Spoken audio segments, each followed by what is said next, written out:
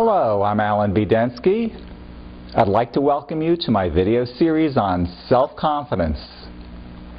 My goals in this series are to entertain you and educate you about how to increase your level of self-confidence for any endeavor.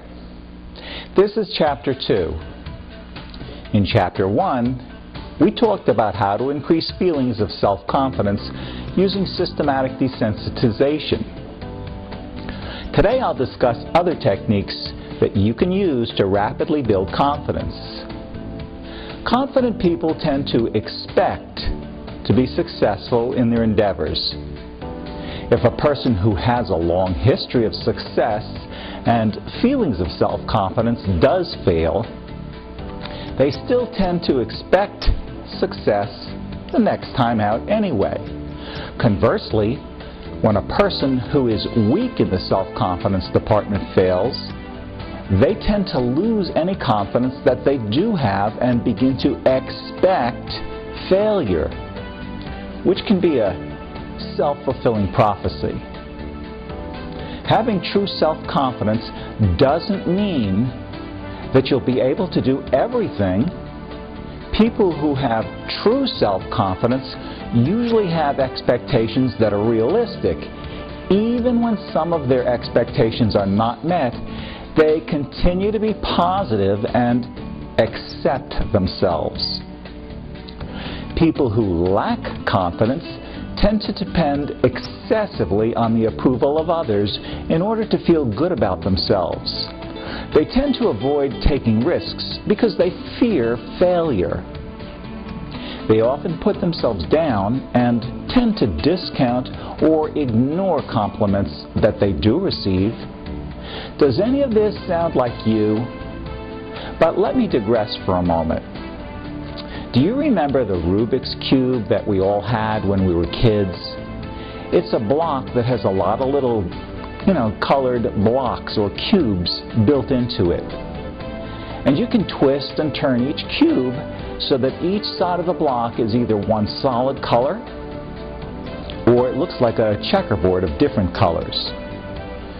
To start the puzzle, you would twist the cubes so that each side of the block looked like a checkerboard of different colors. The challenge of the puzzle is to try to twist it all back so that each side of the block is one solid color again. Do you remember how hard it was for you to solve the puzzle of the Rubik's Cube? It seemed to be impossible, and yet there are competitions, and some kids can solve the puzzle in a few seconds.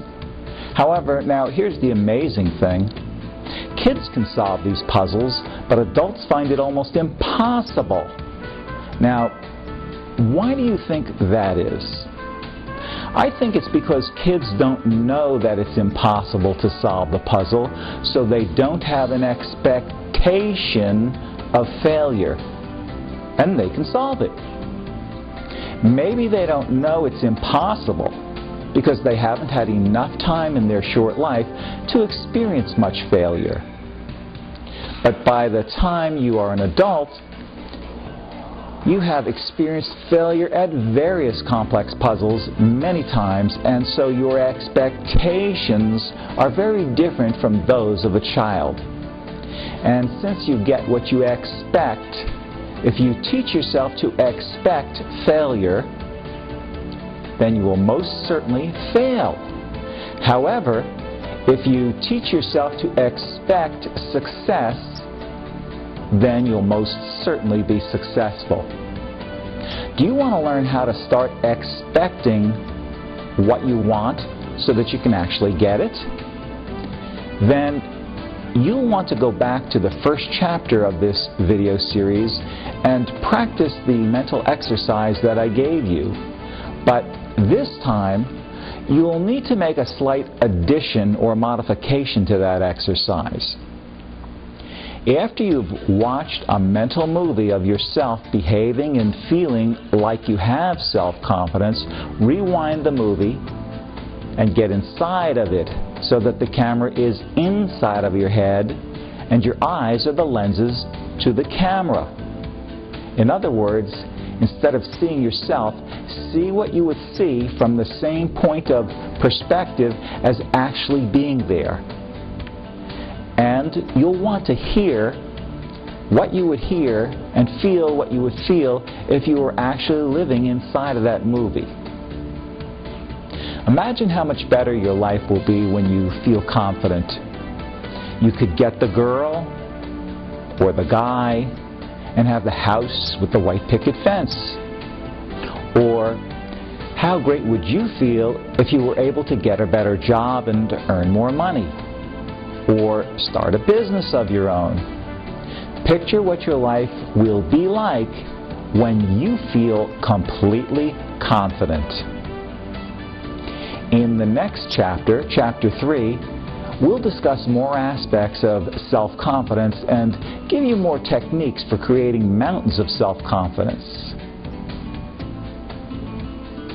If you'd like to see the next chapter in this series right now, or you want to move on to one of my other topics that I cover in my videos, like appetite suppression and weight loss, or how to quit smoking, or kick smokeless tobacco, or any of the other topics that I cover in my videos, then you should know that I host the Self-Hypnosis video blog, where you can easily access all of my free videos in one centralized place.